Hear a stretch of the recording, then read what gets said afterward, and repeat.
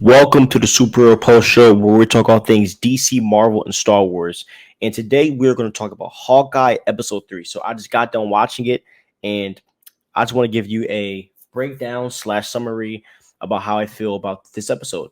So if you guys don't know the plot, spoiler alert, but I'm going to talk about it. So obviously from the last episode, episode 2, Hawkeye is captured and Kate Bishop tries to save him, and obviously that was an epic fail. So they are both being held captive by the tracksuit mafia. And we open up the episode getting some type of like origin from like Echo. You know, she's obviously deaf, so it was like we were seeing her in school dealing with being deaf, and then we ended up seeing her father, and she had some weird obsessions with dragons. Um, and the first thing that popped in my mind about that is like, wait, could Echo have ties with the Ten Rings or some connection to Talo? Who knows about that? But we also see Maya, and that's Echo's actual name, Maya. We also see that she has a fake leg, or yeah, she has a prosthetic leg, and we see Echo's father. He's a part of the tracksuit mafia, and we ended up seeing Clint killing Ronan and everyone, including her father, which led to which led to understand the reason why she wanted to find this Ronan character, because Ronan killed her father. And so when she saw that Kate Bishop was dressed up as Ronan, she legit freaked out. And we ended up seeing that. And then we end up getting this wild action sequence. And after that, there is basically just public knowledge to all of us that Clint and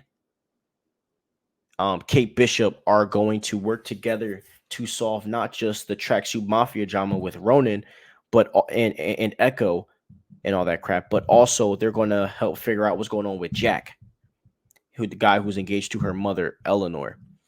And basically, the episode ends with Clint walking around her mom's penthouse, or whatever you call it, and Jack ended up putting a sword on his throat, saying "Stop there," and then the episode ends. Um, and we're going to theorize about what I think is going to happen. But let's talk about the pros of the episode. So the pros for me in episode 3, this is obviously the best episode so far. I mean, couldn't have got any better than this. But the pros for me is obviously the fighting. The fighting was smooth. I think it was great. Um, Loki, the show before this wasn't big on fighting. So, or I mean, What If was after, but Loki wasn't big on fighting. So I'm happy that we got to see some really good fight scenes. And um, I love Clint Barton. I've always been a fan of Clint Barton, and I kind of see Clint as, it's like in the NBA when who said it? Oh, where there's this guy, right? So if you guys don't know basketball, there's levels to basketball, right? So obviously there's like LeBron, then there's Jared Dudley. If you don't know who Jared Dudley is, Jared Dudley is basically this guy in the NBA. He's old, he's a bum, but when normal people like me like come at him, he says, "I'm like LeBron to you," and it's true. If I was to play Jared Dudley today, he would cook me. He would dunk on me. You would think he plays like LeBron against me. And it's the same thing with Hawkeye and the tracksuit mafia. He's like LeBron to these kids, or he's like LeBron to these people. Like obviously, when it comes to Thanos level threats or Ultron, it's a little different, and they're more powerful than him. But he's fought so many powerful people like Thanos, Ultron, Loki, that when it comes down to the simple fact of fighting like Attraction Mafia or Echo, this is light work for him. Obviously, I mean, that's obviously effort, but he's not phased by what's going on at all, or nor is he scared. And so, um, and I love that you can see that in the way he's acting the whole time, and the way he can easily just escape from stuff. He's just like, I've been on trouble before. I'm used to this. This is light work. So I love the attitude. But yeah, the fighting was awesome. And the fighting shows he's just levels ahead of everyone. The car scene was awesome. Uh, a lot of people I saw on Instagram saying that this is the best car scene in the MCU. I think it's a really great car scene. Big fan of that. The arrow shooting was crispy. Um, I think the arrow shooting, in my opinion, might have been. I mean, we didn't really get to see much arrow shooting in Endgame, but my favorite arrow shooting was probably Age of Ultron. I really love the arrow shooting in that movie, and I did enjoy the arrow shooting also in Civil War. So, but this, I'm not sure where this ranks in my top arrow shooting of Hawkeye, but the arrow shooting was very crispy. The trick arrows were awesome. I love that Pimtech arrow that grew really large and smashed on the truck. That was really awesome. And I mean, Haley Steinfeld, man, she stood out again. She's meant for this role. This is a perfect casting. I'm really happy that she's in this role. And I mean, Jeremy Renner is an amazing actor. The fact that we can go from an action scene to something so serious and hitting home with dealing with things about his son, I think is very beautiful and is very emotional. Definitely for like him, as being a family man and you're deaf, you can't not deaf, but you can barely hear your kid. That was very touching. Not touching, it was very emotional. You know, for him to be able to switch tones a lot like that is is very different breed type stuff, and I really do like that. So those are my pros. Now, um, the con that I have, I think it also is a pro at the same time, but I feel like some people also make this a con, and the con that I have is the action to slow down story building made the episode feel really fast. So this episode to me felt like a 30-minute episode. Ain't gonna lie to you because the action was so freaking crazy. Coming on like to this like coming into the episode with this crazy action sequence, it just feels like that the episode's over. And then we get to this like slow story building them at the apartment or condo, whatever. Then we go to them eating, and then we go to Jack's house, and like it just feels very fast. So I mean, and I'm really seeing it as a con 'cause I wanted more content. Like I wanted to see more. So yeah, I mean that's it just felt super fast because of that. Um, but other than that, I mean, I loved it, but it felt a little. The episode felt very very fast. I mean, like in the first two episodes felt very long, and this one was quick. But time flies by when you're having fun. So I'll take that L.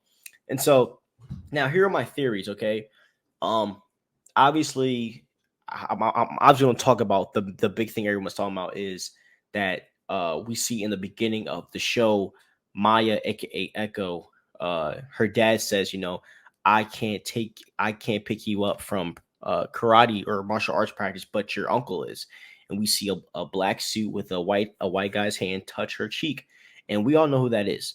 It's Kingpin. There's no doubt in my mind that it isn't Kingpin. Okay.